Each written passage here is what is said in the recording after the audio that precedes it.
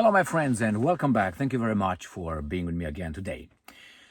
In this video I will feature a 10-minute clip of Vladimir Putin answering some questions to the media regarding a cancelled meeting with Trump, which he calls it postponement.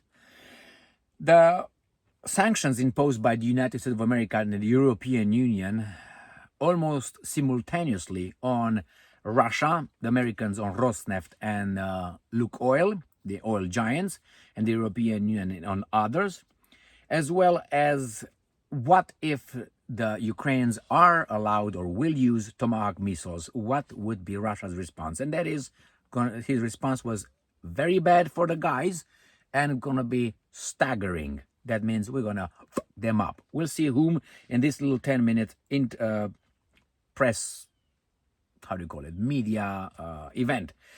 I'm here at my SS and it's kind of raining from time to time outside, so I decided to make the videos from inside my hot tent with my stove. This is a wooden stove. You can use also some little bricks that you put them in and burn for about 4 hours.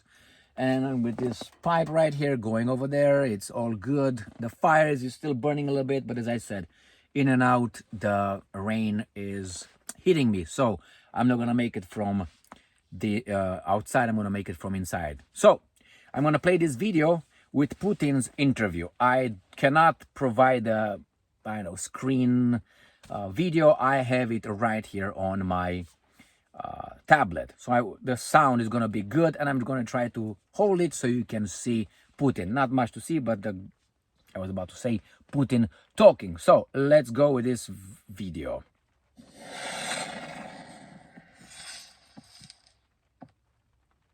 Mr. President, could we ask you a couple of questions? Of course you can. Yesterday, we heard a new statement of the US president about having a summit with you or not having a summit with you about the Ukrainian crisis, and almost at the same time, the US imposed sanctions on the Russian oil companies, and the European Union imposed new sanctions. They ban toilets, puzzles, wheelies, bicycles, and other things. Well, the fact that they banned buying toilets from us will cost them dearly. I believe they might require toilets under the current conditions if they will continue similar policies in regards to the Russian Federation. As for the statements by the President of the United States, well, what can I say? During the latest phone conversation, and both the summit itself and its location were suggested by the American side, and I agreed to this. But I expressed my thoughts to these regards, and I said, obviously, summits like these need to be prepared well, both for myself and for the US president. It would be a mistake to approach it light-mindedly and not to have any results, any outcome after such a summit. And the US president completely agreed with this, and he said that they will have an entire team of officials of the current administration who will be working on preparing for this summit, and he gave me some names. And I said that after my American counterpart will agree on the list of those who will work on preparing this summit on our behalf, we will also announce a team of our officials to prepare for this summit. But the first steps must be made by the Foreign Minister of the Russian Federation, Mr. Lavrov, and the Secretary of State, Mr. Rubio, and that what we decided. And yes, I heard the statement that the US president decided to cancel or postpone the summit. More likely he's speaking about postponing the summit. Well, what can I say? Dialogue is always better than confrontation, dispute, or especially war. So we always supported this continuation of dialogue, and we continue to support this. As for the new sanctions now, well, there is nothing new to this. Yes, these are serious this is a serious matter to us, and it will have certain consequences for us, but it will not have a significant impact on our economic well-being. During his first term, we know that back then, President Trump imposed the biggest number of sanctions that were introduced against the Russian Federation for that moment. And it has two aspects now, a purely political aspect and an economic aspect. As for the politics, what do we have here? It is an attempt to exert pressure on Russia. But no self-respecting country, no self-respecting nation will never make any decisions under pressure.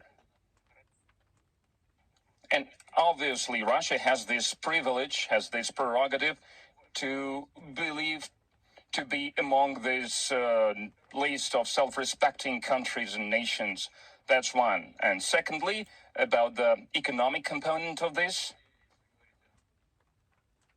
And yeah, speaking about the politics of it, then of course, it's an unfriendly step towards Russia. It is obvious. It is not going to strengthen Russian-American relations that we have just started to restore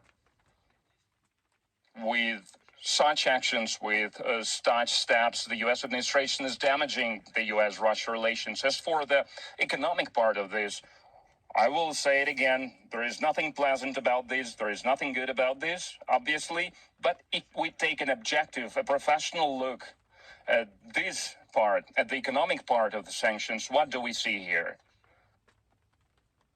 Currently, the U.S., I believe, they produce 13.5 barrels per day. They are number one. The number two is Saudi Arabia, some 10 million, and the Russian Federation ranking third, some 9.5 million barrels per day. But the United States consume 20 million. So they sell something and they buy even more, mostly in Canada. They produce 13.5, they consume 20. And the Russian Federation and Saudi Arabia, they sell more of oil and petroleum products. So maybe from the top of my head, I can cite the numbers wrongly, but approximately, that sounds real. So as for the oil and petroleum products, Saudi Arabia sells externally some 9 million tons, and the Russian Federation sells 7.5 million tons. So our contribution, our input into the global energy balance is significant, very significant. And this balance currently both in the interests of the consumers and in the interests of producers. So there is this balance. And if you want to disrupt this balance, well, it is an ungrateful matter. Also for those who are trying to do this. Why is that? Because, well, first of all, I have to say that you can try to replace some amount of the Russian oil and petroleum products, but not all of it. But it will require time, and it will require a big investment. For the first time from the Energy Agency, we heard that they are proposing and trying to talk the global stakeholders into investing into the fossil fuel energy. And before that, it was the other way around. And within this International Energy Agency, they were saying that one needs to invest into the alternative sources of energy. Yes, one has to, one needs to, but without the traditional types of energy, you cannot do in the nearest future because the consumption is growing, the global economy is growing. So it will be impossible to enhance this amount in the short term. But if our oil and our petroleum product will be removed from the global market, the prices will grow. And we discussed it with my American counterpart. It will result into the spike, in the upsurge in the fuel, in the energy, including at the gas stations, including the U.S. The United States will not be excluded from this. And if we look at the calendar, at the political calendar in the US, we can understand how sensitive these matters are. And if such decisions are made, we need to understand who will benefit from those. But for us, it is important that we feel confident, we feel stable, and despite some losses that we will obviously face due to a number of circumstances, our energy sector feels quite confident. And I hope it will not result in any serious changes in the global markets. But everyone has to think about it. And I agree with the Energy Agency in the regard that one needs to invest into traditional energy sources. That's what we do. That's our intention as well, to continue to do so. And if there is no pressure, but when there is a serious conversation about the future in the economy, we have a lot of joint avenues for joint efforts, and we are open for these, but it does not depend solely on the Russian Federation. It also depends on our partners, including American partners. A question about the Western long-range weapons. What do you think about those contradictory signals that come from the U.S.? Wall Street Journal said that the U.S.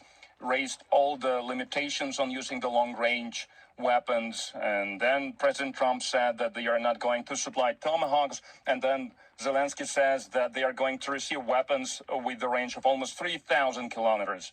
Is this an escalation? It is an attempt of escalation. If such weapons is used to strike the territory of the Russian Federation, the response will be very serious. It will be overwhelming even. Let them think about it. Let them think about it. So, my friends, what do you think? Which one sounds to you more like an adult? This evil guy? And not like it sounds, but the content of what he says. The way he is using the information, logical and or Turn the your expenses into 4% in rewards with the Verizon Visa I card. turn you Each off, time you god shop- damn it, and it's still working. Unbelievable. I guess turn it to Verizon. So, what do you think? Which one is it? No, I'm not. I mean, you know exactly who I like, and why? Because there's nothing to like on the red horizon, if you know what I mean. On the other hand, how did he start? He said first it was the Americans who proposed the meeting. We said, yeah, it's good. Discussion is always good. Then it was Trump who said, this is my, I think it's going to be, the foreign ministry. Marco Rubio is going to talk to you. This is my team. Okay, Putin said, okay, probably Lavrov, we don't know, but we're going to do it. We need steps. We need step by step. It's a very important meeting. We're not just going to meet to shake hands for the cameras again. And then he said, well, they postponed it, canceled it, nothing new. Then it talked about the energy. Well, these guys are going to affect the global energy, is opening markets somewhere for themselves by, trying to ban competition. That's nothing new over there. The same with the Europeans. They did the same thing. They imposed some sanctions on themselves, actually. Then he talks about, well, the consumer will be affected. You want to do that? What was that? Oh, the JJ, all right, Blue Jay. So that's the way it is. He said, what's going to happen? Yes, in order to find new, to develop more, how to put it, more production, is going to take time. If this occurs right now, the sanctions take effect now, it's going to be a big dip into the whole supply. You disrupt the whole, the global supply of, of oil.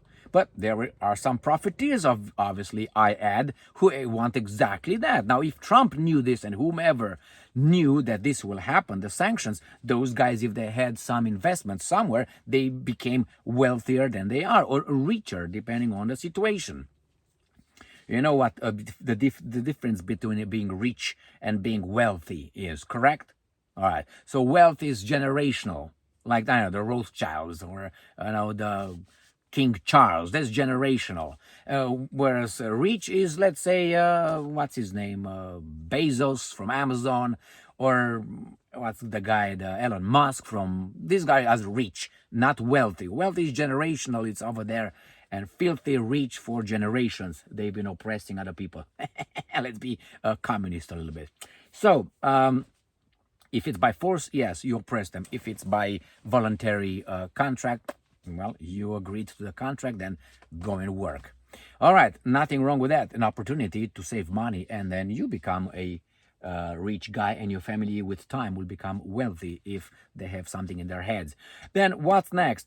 He said about the sanctions. He said Trump did it before. So the biggest number of sanctions imposed on Russia was done by Trump. So we don't like it. We will adjust. There's some birds eating because I gave them some food over there. So they are going to adjust. We don't like it, but that's the way it is. We're going to adjust. The consumers, not only in Russia, will be affected. Probably in Russia, no, because what did he try to convey? We sell this much and we consume this much. Okay, we're not going to sell that much. We still have the same thing. Well, we're gonna lose some revenue, probably, but they will adjust. Why? They are kicked out of a market, they go to a different market. They're going to penetrate another market. Oil and gas is always needed. Resources, remember. Energy is needed. Otherwise, what they're going to do? Without this, I'm going to freezing my ass to death here. So I need energy. That's wood. There you go. So I need wood. If I don't have wood, I can't take a shit. It's not going to come out. It's going to be too hard. I say, I don't come out. I don't want to come out. Damn, you know, it's too cold. All right, turn the heat on. All right, so that's another one. And then regarding the attacks, he said, well, it's going to be bad, and we told them, they know it. We'll see what their next move will be. So look how Trump talks, or the European Union leaders talk, or the English guys talk, and look how this evil guy talks. What can I say? If this guy talks like, I don't know, I don't want to say my father, but the way that I've been used to, reason, fact-based argument, objective if you want. Also, I'll tell you, I'm going to do this if that happened, versus the other one. Blackmail, threats, regime change, calling names. Which one is the clown? Who do you think is the clown? Now, I'm not saying that if you're, how should I put it, dynamic verbally, it means that you're intelligent. No, you can be dynamic, as this guy said about Obama. He's a very articulated black man. But he didn't say anything. Let me tell you this. Tell me what? He never said anything concrete. Never. He was not a concrete guy. This guy, Putin, answered the questions right there. He made his case. PhD. The other ones with Harvard and whatever. What is Trump with his business, Wharton School of Business or something? Look at him. He's a baboon. He's a clown. He's a worm. Compared with this guy, and he's the bad guy. Now, as I said, it doesn't mean that if you speak nicely, you're a good person. But the case he's making in front of me, I don't know, fondles my balls compared with the rudimentary, primitive way of being a thug as a president. Yeah, that's it. That's the behavior of a thug, of Al Capone. And Al Capone was a nice guy compared with these guys talking. Have you seen Al Capone? Have you heard Al Capone talk or his statements? And listen to Trump, for instance, or Kaya Kallas or other imbeciles. Al Capone was a gentleman. Do you like that? I like the truth. Now you can package it in a certain way, message it in a certain way, or differently. Putin always, and I've been watching him since I've known him a long time ago, he kept the same thing. I think once or twice he got a little bit upset with those guys in the Caucasus, and he said he's gonna shoot them on the shitter and on the outhouses. He didn't say shitter, outhouses, and he's gonna hang them by the something somewhere else. But that's it. Putin, now you may not like that style, but still, it's a style that imposes, I don't know, respect to a certain extent. Thank you very much for being with me again today. Stay strong, stay smart, look for the truth, and be just.